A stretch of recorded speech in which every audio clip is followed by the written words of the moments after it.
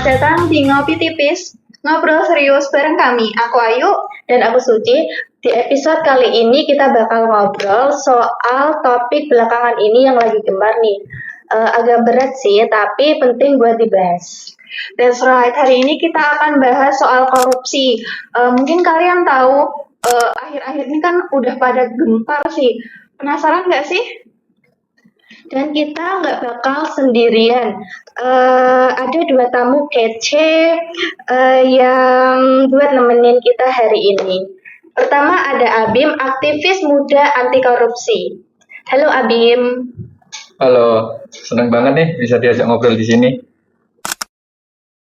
Satu lagi ada Naza, mahasiswi hukum yang katanya suka ngamuk kalau lihat berita korupsi. Halo semua.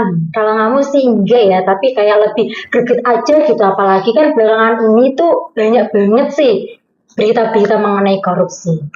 Oke, kita mulai dari yang basic dulu aja kali ya. Korupsi itu apa sih menurut sudut pandangmu, Bim? Ya, menurut sudut pandang kalian aja, apa sih korupsi itu? Ayo Bim, kenapa korupsi? Korupsi ya? Ini serius bahas korupsi di sini? Iya dong. Aku tilang ya nanti ini. Ya sebenarnya gini aja sih, korupsi itu penyalahgunaan kekuasaan dan penyalahgunaan kekuasaan yang harusnya untuk kepentingan rakyat itu menjadi kepentingan pribadi bagi pemerintah atau pejabat yang ya tanda kutip nakal gitulah, seperti nyolong duit rakyat atau jual beli jabatan dan lain sebagainya lah, banyak tindakan korupsi itu. Kalau menurut Mbak Naza gimana? Menurut saya, korupsi adalah penyalahgunaan kekuasaan untuk keuntungan pribadi. Nah, secara hukum yaitu korupsi sudah ditentukan di Undang-Undang Tipikor. Nah, bentuk-bentuk korupsi itu ada beberapa, yaitu kayak pemerasan, suap menyuap, dan masih banyak lagi. Jadi bukan hanya sekedar tanda kutip ngambil uang rakyat aja ya. Mungkin nggak sih kalau Indonesia itu ada di momen dimana nggak ada korupsi? Kalau menurut saya ya, kayaknya enggak deh. Soalnya apa? Soalnya korupsi kalau di Indonesia itu sudah kayak dijadikan budaya Indonesia gitu. Apalagi kayak yang diajarkan di buku sejarah kita kan Indonesia itu kan dijajah oleh VOC. Nah, VOC itu bukan Belanda, melainkan perusahaan. Kalian pernah dengar gak yang kerja roti tanpa paksa? Apakah kita dibayar? Kita dibayar teman-teman sebenarnya. Terus uangnya kemana? Uangnya dikorupsi oleh orang-orang kita sendiri. Jadi yang diajarkan di buku sejarah itu adalah cerita terbalik. Jadinya kalau korupsi itu mau dihilangin di Indonesia itu sulit karena itu sudah kayak budayanya dan juga itu sudah ada di 300 tahun yang lalu kayak gitu. Kayak mendarah daging gitu ya? Iya, kayak dari pendahulu kita gitu. Kan dulu-dulunya tuh sudah banyak yang korupsi sih, apalagi kan ini sudah zaman dulu kayaknya orang Indonesia kan banyak yang mikir VOC itu memaksa Indonesia untuk kerja roti tanpa paksa, nggak dibayar dan bla bla bla bla. Padahal kan sebenarnya pemerintah kita sendiri. Iya, dikorupsi oleh orang-orang kita sendiri begitu. Dan masih banyak sekali orang-orang Indonesia itu mengira kalau VOC itu Belanda. Padahal kan sebenarnya enggak, VOC itu sebenarnya kan perusahaan.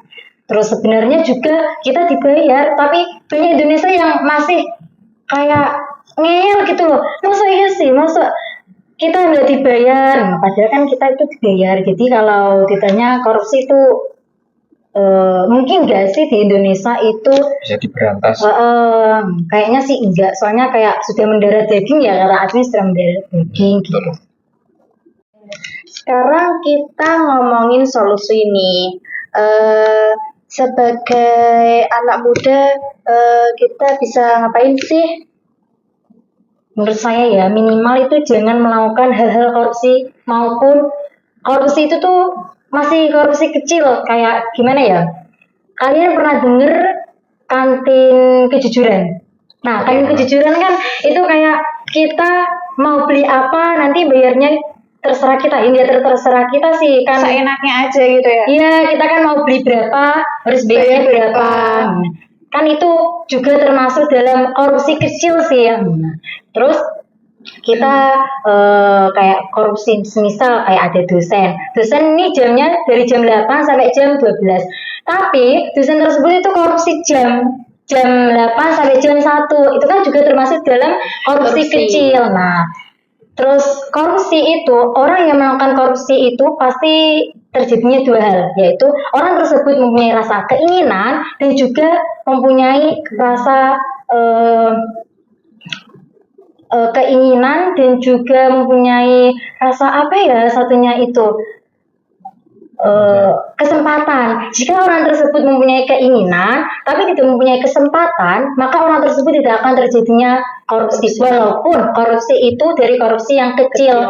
Dan sebaliknya, jika seorang tersebut mempunyai kesempatan tapi tidak mempunyai keinginan, orang tersebut juga tidak akan melakukan korupsi gitu. Ya. Terus jawab pertanyaan dari Soci tadi sih, tentang apa sih yang bisa dilakukan anak muda gitu kan ya. Ya mungkin ikut organisasi anti korupsi atau ikut mengawasi anggaran daerah gitu kan. Seenggaknya kita bisa meminimalisir Korupsi. tindakan korupsi tersebut, meskipun nggak memberantas secara keseluruhan gitu ya. Tetapi bisa meminimalisir ya. Iya. Tapi kadang orang tuh mikir, aku cuman rakyat biasa, nggak ngaruh. Padahal setiap suara kita tuh diperlukan. Ya setuju sih apa yang dibilang Ayu gitu kan ya. Kalau rakyatnya cuek pun pemerintah atau orang yang mempunyai jabatan tinggi itu makin leluasa gitu dengan adanya korupsi yang di Indonesia semakin merajalela gitu. Berita di mana-mana korupsi. Ya gitulah. Tapi kan ada yang kayak gini sih, mikirnya tuh kayak gini orang awam. Apa sih ikut-ikut pemuda ini kok ikut-ikut kritis? Emangnya kamu udah bisa apa buat negara? Kan kita itu ya, kalau ditanya kita sudah bisa buat apa untuk negara, kan kita kan sudah membayar pajak. Terus apa-apa itu kita sudah membayar pajak. Nah, pemerintah digaji dari mana kalau bukan uang kita? Kalau bukan uang pajak kita, ya kan? Otomatis kan kita sudah membuat apa sih? Kayak kita itu, ya udah kita sudah dari bayar pajak itu tadi Sudah mematuhi peraturan, tapi Iya. malah Awas ntar hilang. senar hilang Ya, kan. bahaya. Kalau mengkritik pemerintah ataupun presiden kan, kalau dulu hilang sih. Waktu zaman Pak Harto itu. Iya, hilang. Kayak kamu mengkritik sedikit terus kamu membahas buku kiri, itu kamu sudah dicari terus kamu hilang, entah kamu dibuang di laut atau di mana. Soalnya itu ada sih diceritakan di sebuah buku itu ada. Begitu ya. Misalnya nih, kalau misal pelantikan pejabat itu bukan hanya menggunakan kitab suci saja, tapi kita itu kayak menggunakan perjanjian. Nah, perjanjian nanti kan kayak uang prestasi gitu. Jika pejabat tersebut tidak sesuai dengan perjanjian yang sudah dituliskan, maka orang tersebut kan akan membayar denda gitu. Kan namanya uang prestasi, kalau tidak sesuai perjanjian, maka pejabat tersebut akan melakukan denda, akan membayar denda yang sudah tertera di surat tersebut. Nah, jika pelantikan pejabat tersebut kayak orang pejabat tersebut itu sekarang kan gitu sih, kayak berani-berani, kayak kalau cuma melalui